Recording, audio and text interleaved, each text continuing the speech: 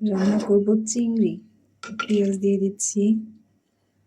চিংড়ির মেন মশলাই হচ্ছে পেঁয়াজ, আর কোনো মশলা নেই।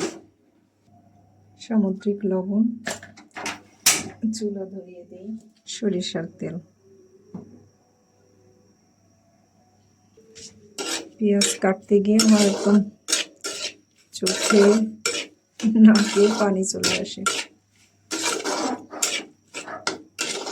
চিংড়িও আমি মাঝে মাঝে একদম মাখিয়ে বসিয়ে দিই, তখন আর তেল দিতে হয় না। তা আজ একটু অন্যরকম করব।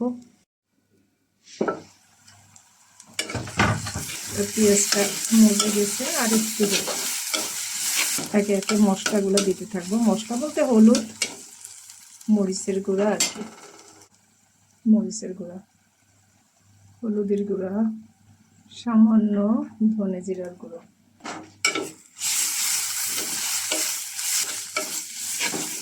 যে কোনো রান্নায় একটু চেষ্টা করি খুব সহজ করে রান্না করতে। নিচে লেগে যাচ্ছে।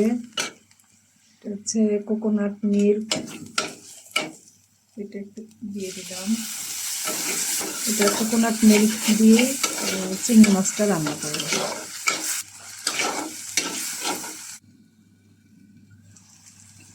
মশলাটা কষানো প্রায় হয়ে গেছে।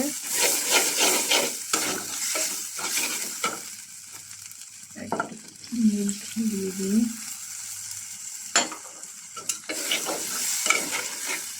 চিটি সহজে মাছ খেতে চায় না, তবে এরকমভাবে রান্না করলে চিংড়ি মাছটা বেশ পছন্দ করে। মাছগুলো আমি দিয়ে দিচ্ছি একে একে। আমাদের এখানকার নদীর মাছ, একদম টাটকাই ছিল মাছগুলো।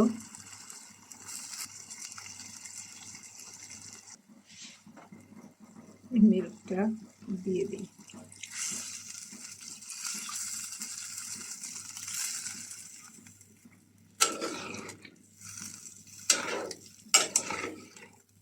কোকোনাট মিল্ক এমনিতেও খেতে পারেন মিল্কের পরিবর্তে। এখন ঢেকে রাখি, আস্তে আস্তে হতে থাক। মাছটা হচ্ছে চিংড়ি রান্না করছি, এত সুন্দর স্মেল।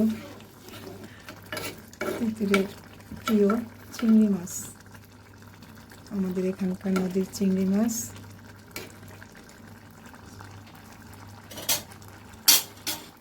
রান্না শেষ, চুলা বন্ধ করে দিলাম।